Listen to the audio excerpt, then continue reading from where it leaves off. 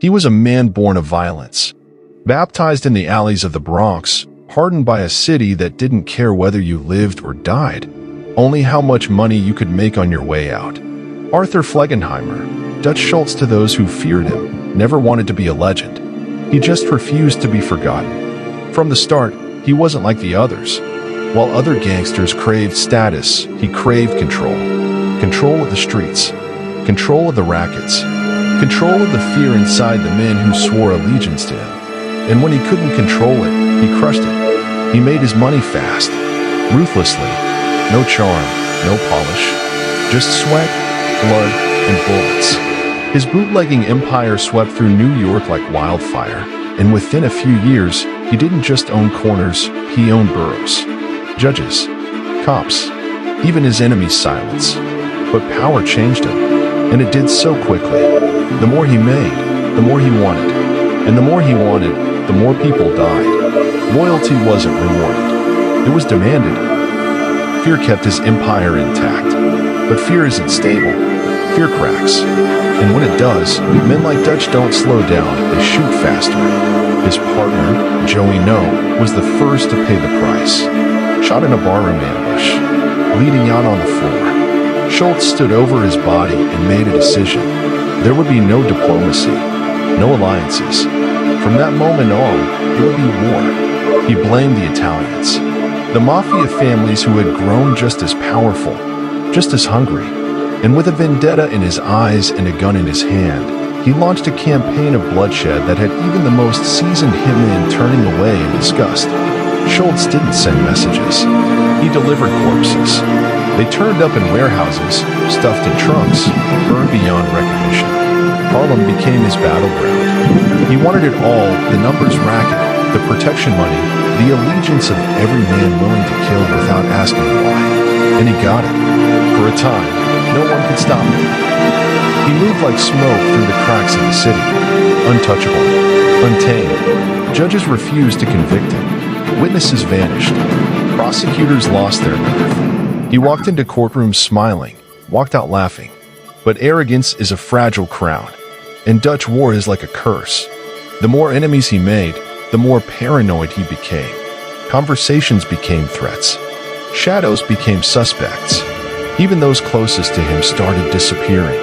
His own men who had followed him for years, were gagged and bound and never seen again. Bo Weinberg was one of them, a trusted lieutenant, loyal to a fault, until Dutch suspected he was talking to Luciano. Then Bo vanished. Rumors spread, his body never found. Some said he was hung from a meat hook, left to die screaming in a warehouse where no one could hear him. Others claimed he was encased in cement, dumped in the river, lost to the current. Dutch never denied it. He never had to. By now, the mob families were watching. The very organization he'd once worked alongside was beginning to whisper his name in private meetings, always followed by the same question. Is he a threat to all of us? Then came Thomas Dewey, a prosecutor hungry for headlines, a man determined to take down organized crime. And Dutch hated him, despised him, feared what he could expose. So he made the decision that changed everything. He wanted Dewey dead. He didn't ask permission. He didn't inform the commission. He declared it, loudly, repeatedly. He even went so far as to order his men to scout Dewey's routine. His home, his office, his family. This wasn't business. This was personal. And that was the final mistake. By 1935, Dutch Schultz had become a problem. Not just to law enforcement, but to the very underworld that once celebrated his rise. He was no longer viewed as a partner or an ally. He was a liability, loud, unpredictable, and unwilling to follow the unspoken rules that govern the criminal elite. Dutch never understood restraint. That was his flaw.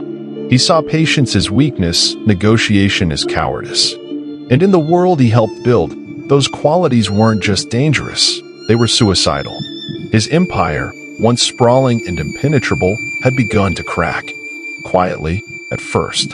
Key lieutenants started disappearing from his inner circle. Some defected to rival families. Others vanished entirely. His influence in Harlem, once absolute, had started to wane. Luciano's people were moving in. Meyer Lansky's numbers men were making offers Dutch could no longer block. But Schultz refused to accept it. He still walked like a king. He still barked orders like nothing had changed. He believed fear would keep everyone in line. It always had. He didn't realize how much had shifted beneath him. Dutch had become the last one to see the writing on the wall. And Thomas Dewey wasn't just a threat to him. He was a threat to all of them. Luciano knew it. Lansky knew it. Even Bugsy Siegel, the mad dog of the rackets, understood what Dutch did not. Killing a federal prosecutor wasn't just reckless. It was suicidal. The heat that would follow would incinerate everything they'd built. All the bribes, all the bought silence, all the power, gone in an instant. Dutch didn't care. He'd made up his mind. Dewey was going to die. And anyone who questioned him? They'd go with him. His rage had become its own weapon, sharp, erratic, and impossible to control. He summoned meetings with mob associates, shouting over them, demanding loyalty.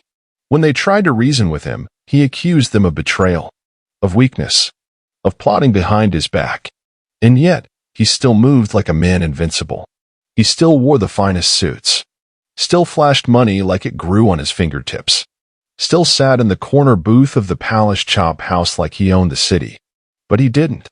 The commission had already convened. In a quiet backroom, far from Dutch's reach, the decision was made.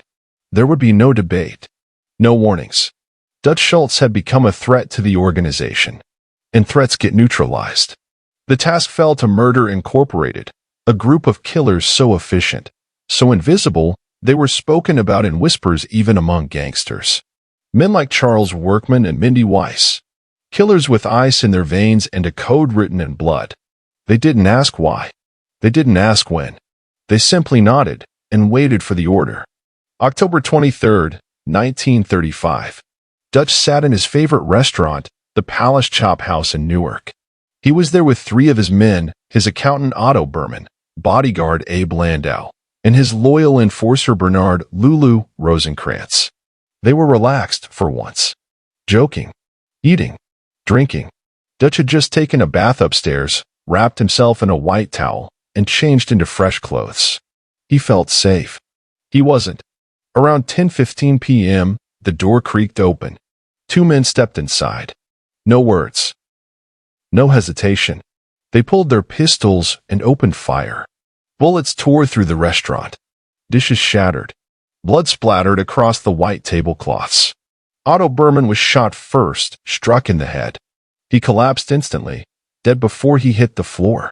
Landau tried to reach for his weapon, but he caught a bullet to the abdomen and dropped, writhing in pain. Lulu was hit, twice in the chest, once in the arm. He tried to crawl under the table, but it was too late. And Dutch? He was shot in the bathroom. A single bullet ripped through his abdomen, tearing his stomach open. He stumbled out, dazed, clutching his gut, blood soaking through his shirt. But he didn't die. Not yet. They found him hours later, slumped against a wall, barely conscious, muttering strange, incoherent sentences. Hallucinating. Rambling. Asking for people who weren't there. Talking about dogs. About a man named Frenchie. About Emily. No one knew what he meant. Maybe he didn't either. The doctors couldn't explain how he was still alive. His stomach was shredded, organs ruptured. He was bleeding internally, barely breathing. But his body refused to quit. For nearly 22 hours, Dutch Schultz lingered. Police gathered at his bedside, desperate for a confession. Names. Details. Anything. They got nothing. Dutch spoke nonsense until his last breath. Then finally, silence. October 24th, 8:35 p.m. Dutch Schultz was dead. The man who built an empire on fear. Who defied the Mafia. Who thought he could outgun the inevitable. Gone. But the story didn't end there. Because Dutch left behind something the mob hadn't expected. A rumor. A whisper of a treasure, millions in cash, gold, and bonds. Buried somewhere in upstate New York. Hidden in the woods near Phoenicia in an iron box. Moved by Dutch himself, days before the hit. No map. No coordinates. Just a dying gangster's last insurance policy. Treasure hunters search for decades. Digging. Speculating. chasing shadows. They never found it. And maybe they never will. Because Dutch Schultz took more than secrets to the grave. He took control of his story. Even in death, he made sure the fear never stopped. A single bullet ripped through Dutch Schultz's abdomen as he stepped out of the bathroom, catching him off guard. He staggered backward, the force of the impact sending him crashing into the porcelain sink. The sound of shattering glass mixed with the gunfire echoing from the dining room. Blood soaked through his shirt almost instantly, but Dutch didn't fall right away. He reached for the wall, gripping it with shaking fingers, trying to understand what was happening. He could hear the screams from outside, the chaotic clatter of chairs and dishes, the dull, wet thuds of bodies hitting the floor. Another shot rang out, closer this time. Dutch stumbled forward, slipping in a pool of his own blood as he tried to make his way back toward the others. He was trying to reach Lulu, or maybe his gun. Maybe both. His mind was swimming. But the shooters were methodical, calm, every movement deliberate. They didn't run. They didn't panic. They made sure their job was finished. Otto Berman was lifeless, slumped forward over the table, a plate of untouched steak now soaked in his blood. Abe Landau was moaning on the floor, trying to crawl toward the door, but his body wasn't cooperating. Lulu was coughing up blood, the gurgling sound filling the dead silence between gunshots. The killers turned and made their way back to the bathroom, stepping over the carnage. Dutch was on his knees now, propped up against the wall, trying to lift himself. The pain was blinding. He looked up just as one of the men raised the gun again. A second shot tore through his torso, and this time, Dutch fell flat onto the cold tile. His eyes were wide, mouth open, gasping for air. And then, they left. Quietly, just like they came. No one chased them. No one tried to stop them. The staff had fled. The streets were silent. For several minutes, there was nothing but the shallow, desperate gasps of dying men. Then, from the far end of the room, a waiter crept back in, trembling hands dialing the police. By the time the authorities arrived, the scene was a bloodbath. The Palace Chop House had turned into a slaughterhouse. Dutch was still alive. Barely. So was Abe Landau, though he was fading fast. Lulu, miraculously, was conscious. Berman, the oldest among them, was already gone. Detectives stepped into the restaurant with measured steps, careful not to disturb anything. The crime scene was unlike anything Newark had seen. Bullet casings littered the floor. Blood trailed from the bathroom to the booth. A pistol lay under one of the tables, unused. And Dutch Schultz, the same man who built an empire out of sheer violence, was lying in a pool of blood, mumbling incoherently. His words didn't make sense. They weren't names or instructions. They were fragments. Images. Nonsense. A fever dream of a dying man trying to make peace with a world he could no longer control. The doctors arrived, rushing him to Newark City Hospital. They performed emergency surgery, removing his perforated organs, suturing what they could, but they knew it wouldn't be enough. The bullets had done too much damage. Dutch lingered for nearly a full day. He mumbled cryptic sentences, some about his family, others about people no one could identify. He spoke about money, about numbers. He said the name French Canadian bean soup over and over again. At one point, he asked if someone had picked up his cash-filled envelope from the bathroom. He believed, even in his final hours, that the money was what mattered most. Doctors tried to keep him conscious. Detectives hovered nearby, hoping for a confession. A name. Anything. But Dutch had already left the world behind. His body just hadn't caught up. Abe Landau died at the hospital that night. Lulu Rosenkrantz lasted the longest, but by the next morning, he too succumbed to his injuries. October 24th, 1935, Dutch Schultz was officially pronounced dead. Age, 33. Just like that, one of the most feared men in organized crime was gone. No trial. No last stand. No war. Just 2 bullets in a restaurant bathroom. And yet, the ripples of his death didn't stop there. The commission had proven its authority. Luciano and Lansky had protected the organization. And the message was clear: no one, Not even Dutch was above the code. But Dutch's secrets didn't die with him. Some say he stashed millions before he was killed, buried in upstate New York, marked by cryptic clues and whispers. Treasure hunters still search for it to this day. Others believe his ramblings in the hospital were deliberate, a way to confuse anyone trying to trace his legacy. He wanted to be remembered as a mystery, a ghost, something that couldn't be controlled, even in death. And in a way, he got his wish. The man born Arthur Flegenheimer died as Dutch Schultz, mobster, bootlegger, killer, and cautionary tale. A man who built an empire with blood and lost it all with a single decision. October 24, 1935. Dutch Schultz was declared dead at 8:35 p.m. after nearly 22 hours of drifting between life and death. His body finally gave in. The very heart that had fueled an empire of bootlegging, extortion, racketeering, and murder stopped beating in a quiet hospital bed under armed guard.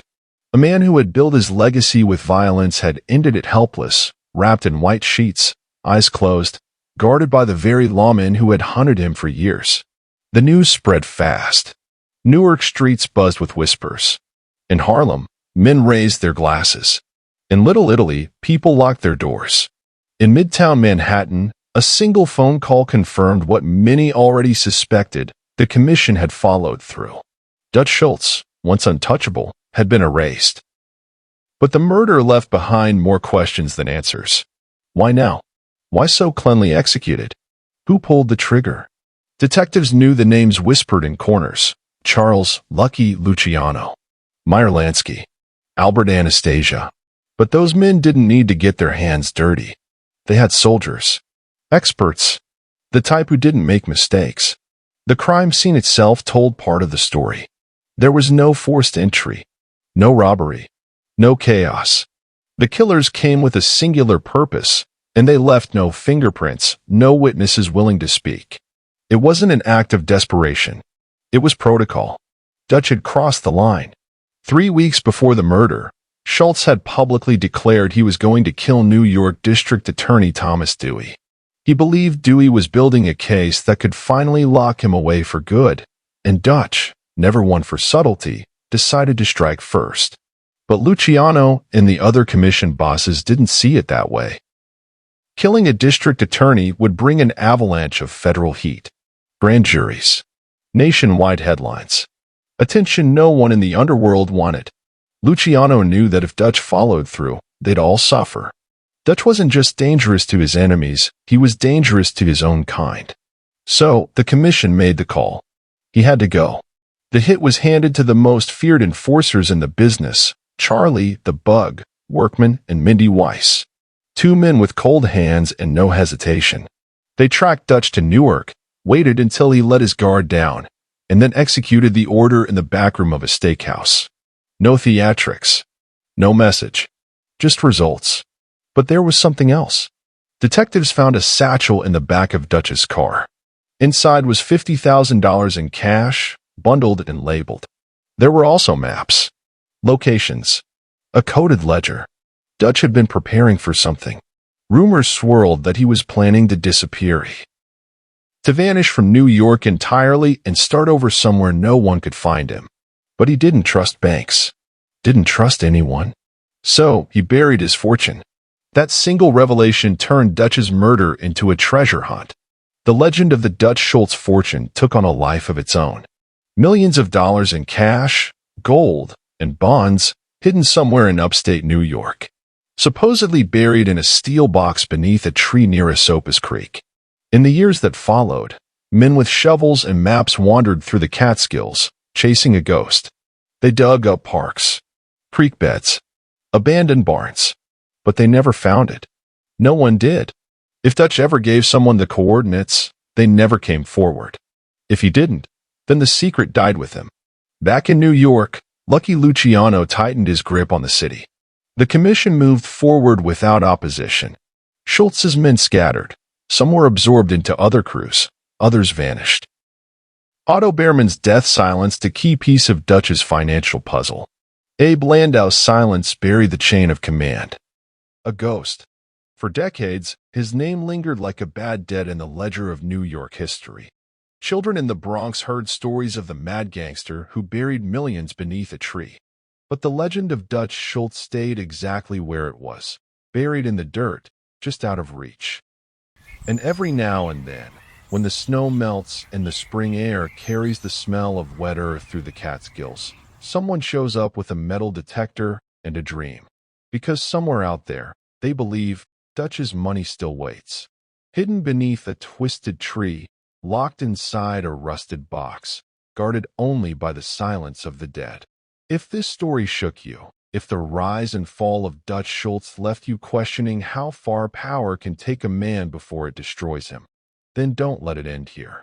Subscribe for more stories that go deeper than the headlines. Stories of ambition, betrayal, and the high price of playing God in the underworld. Leave a comment. Tell us what you think happened to Dutch's fortune. Was it real? Was it all a lie? Or is it still out there, waiting for someone reckless enough to go looking? And if you want to be the first to know when the next case drops, hit the notification bell. This isn't just true crime. This is the truth that never made it to court.